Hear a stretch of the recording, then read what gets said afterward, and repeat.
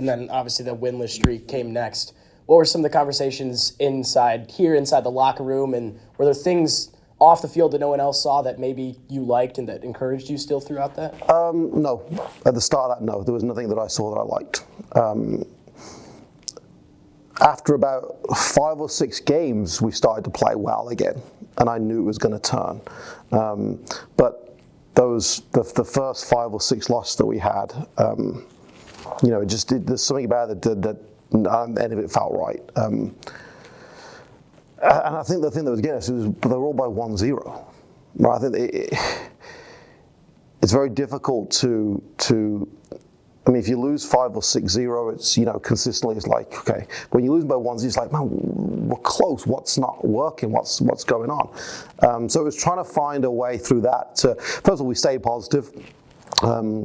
Around the place, on the field, training was great all the time, worked them really hard, but it was about understanding through that period. And the games came thick, and we had a lot of Saturday, Saturday situations, so not a lot of time to kind of figure out what was happening. It was very much into the next game. Can we try and get a win? Can we try and get a point out of this? Finding solutions on the field of maybe something will work, whether it's a different partnership, a different setup, formation, whatever it is.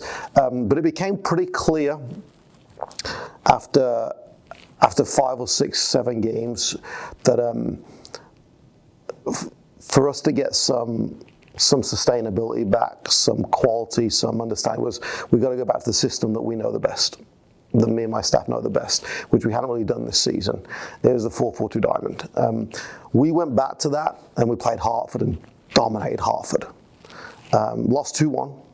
But we dominated. So came away from that game thinking that was a really good performance. That's different to the other games that we just lost 1-0. We dominated, had more shots, more possession. It looked like a team. Obviously made those adjustments in terms of the trades that we made, bringing in Danbro, Tejada, Vasquez. Those guys, they added some, not just a quality, but just a little bit of tenacity. All 3 of them are tenacious players that get after it, high level of professionalism. So them coming in helped. Obviously, when you bring up players and it doesn't, they don't just go straight and make it. It takes 3 or 4 weeks for them to settle, get fit, get up to speed with how we play, what we want from them. And so we didn't win initially. We lost to Hartford, and we lost 1-0 at Tulsa, but once we dominated in Tulsa. It was a last-minute goal, right? So we started to feel different. Even though they're by one goal losses, they were very different to the loss in Pittsburgh, the loss at Red Bulls, the loss against Detroit. Those games were different. So once we started to do that, I thought, something's happening here. We're back on track. The performances are good. This is now sustainable. That level of performance, the way we were playing, we can now sustain that. And we did. We started winning again, right? And beat some really good teams and finished off the season really well. So it was about kind of going back to what we know best, which may be in hindsight, we should have done at the start of the season, right? You know what? I don't think we have the players, but we're going to do this because this is how we play. And as we go along, we can kind of tweak it, do what we need to do, kind of diagnose certain things, maybe a player's better in a different position or whatever, because it's what we know best, and it's a system that works. This level, we've proven that over the last 3 or 4 years. So I think once we went back to that, it gave us solutions that we were familiar with, and we were able to then go win some good games. Beat a historically good San Antonio team, beat Lou City, drew on the road, all in an 8-day stretch. What did you take away from that little 8-day period? That the guys can do it, right? That if they follow instructions, if they put the effort in, because we were training incredibly hard leading up to that actually as well. We put them through some tough stuff in training. We didn't slacken off with them. We actually turned up the heat a little bit more in training. A lot more tackle, a lot more physical work. A few bumps and bruises in training we had along the way, so guys missed games because they were kind of going after it in training. And that extra intensity, dialing that up. Having a way of doing things allowed us to kind of formulate plans, right, against good teams where we could go and hurt them. Understanding who San Antonio, who Louisville are very different teams and how they play.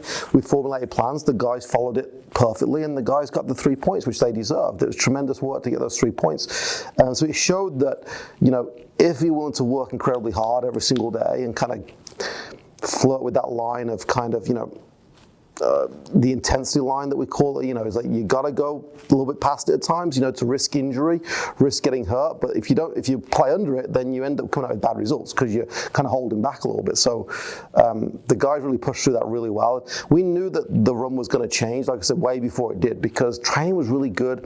There was a positive energy in the team. People were still enjoying their work, which you don't always see when teams are losing. When teams are losing, there's generally a bit negative around it. It was never like that. All the video sessions, the analysis, the conversation we had were all good, positive conversations. So we knew it was going to turn. So to get that win in San Antonio against the best team in the league kind of really sparked that change and gave the guys the belief that they needed to really kind of kick on from there.